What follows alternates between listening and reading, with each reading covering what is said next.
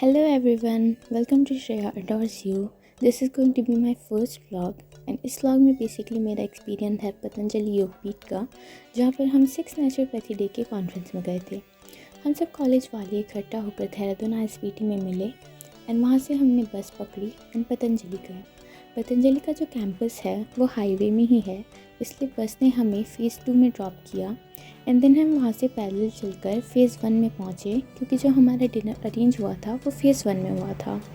And then हम mess में पहुँचे एंड देन हमने वहाँ पे फ्रेशन अप होकर डिनर लिया एंड सब ने मिलकर डिनर किया, जो कि बहुत अच्छा था। देन हम चलकर वापस फ़ेज़ 2 में आए, क्योंकि जो हमारे रूम अलॉट हुए थे वो फ़ेज़ 2 में हुए थे।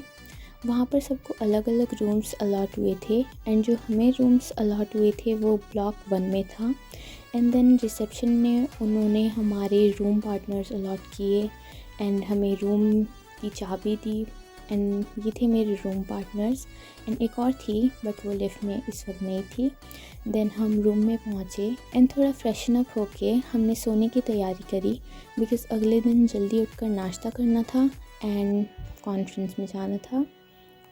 This was my day 2 at Patanjali, जहाँ पे इन्होंने सुबह सुबह बहुत ज़्यादा तेज़ अनाउंसमेंट लगा दी थी, जिसके कारण हमारी आंखें 4 बजे ही खुल गई थी एंड बहुत ज़्यादा तेज़ भजन भी चल रहे थे। एंड देन हम 4 बजे उठ के नहाए धोए बारी बारी से धोकर नाश्ता करने आ गए एंड हमारे लिए बस अलॉट हुई थी, जो कि हमें फ़ेज़ 1 में लाई, जहाँ की कॉन्फ्रेंस थी।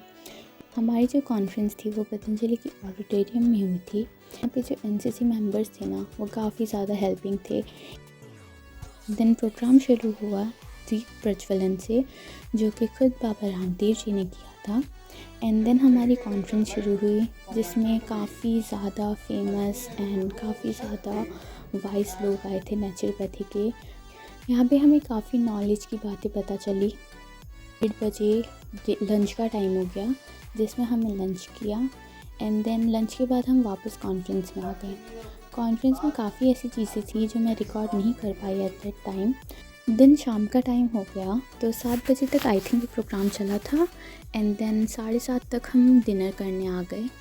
यहाँ पे हमने नीचे बैठकर डिनर किया एंड देन हम बस से फ़ेज़ 2 में वापस आ गए एंड थोड़ा फ्रेश होकर सो गए, बिकॉज़ अगले दिन फिर से जल्दी उठकर नाश्ता करके हमें कॉन्फ्रेंस अटेंड करनी थी।